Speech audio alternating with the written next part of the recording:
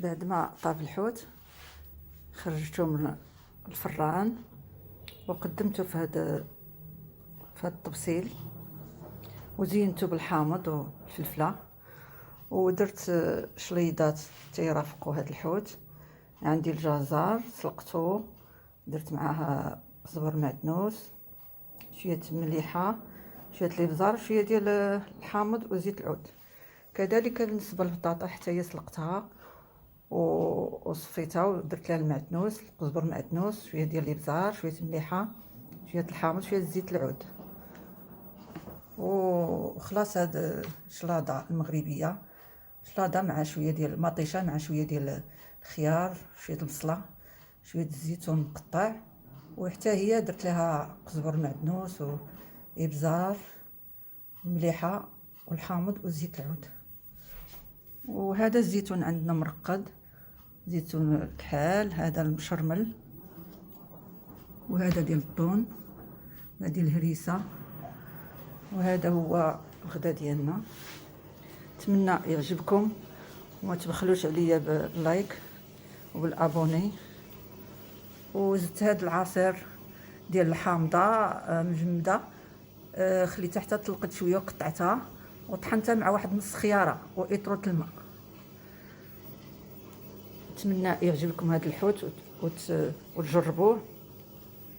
نكهته بشويه ديال الازير وشويه الزعتر جلديد زوين. واليكم الوصفه. السلام عليكم، نتمنى تكونوا بخير وعلى خير وفي صحه جيده. اليوم جبت واحد الوصفه ديال السمك بواحد الماغيناد. انا عندي هنايا جوج ديال الحوتات، حيت ليهم السلسول ديالهم ونقيتهم، وعندي هنايا الثومه، واحد جوج فصوص الثومه، شويه الازير والزعتر، زيت العود، حامض وقزبر المعدنوس. بالنسبه للتوابل، نص معلقه الابزار، نص معلقه ديال السكينجبير، معلقه الكمون، معلقه ديال التحميره، شويه الملحه. انا غندير التوابل ديالي، قزبر المعدنوس،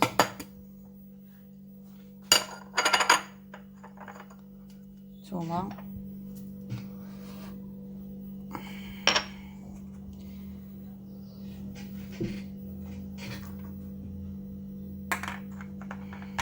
ازير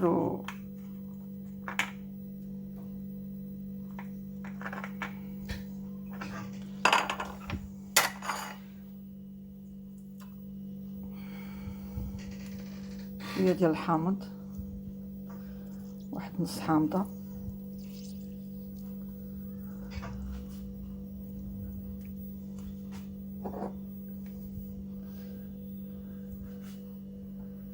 زيت العود.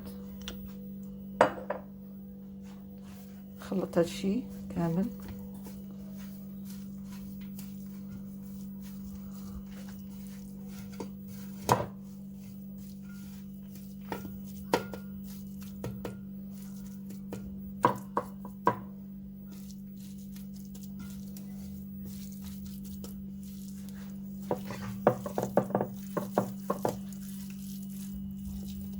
نعمر هاد الحوته،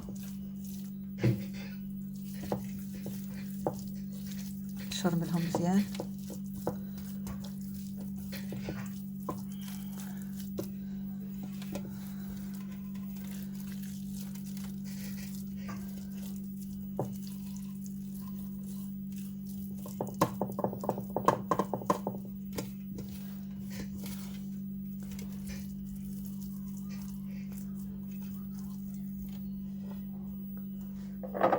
نزيدهم واحد الفيله ديال زيت العود. من بعد غنديرهم اللاطه وندخلهم الفران. بعد ما شرملت الحوت خديت واحد اللاطه ودرت عليها ورق الزبده، ودابا غادي ندخلهم الفران على عافيه مهيله حتى يطيبوا. بقاو معايا في التقديم. ها كيفاش جا الحوت، بعد ما خرجته من الفران جا لذيذ كتير. ملي نكهته بشويه ديال الزعتر والازير،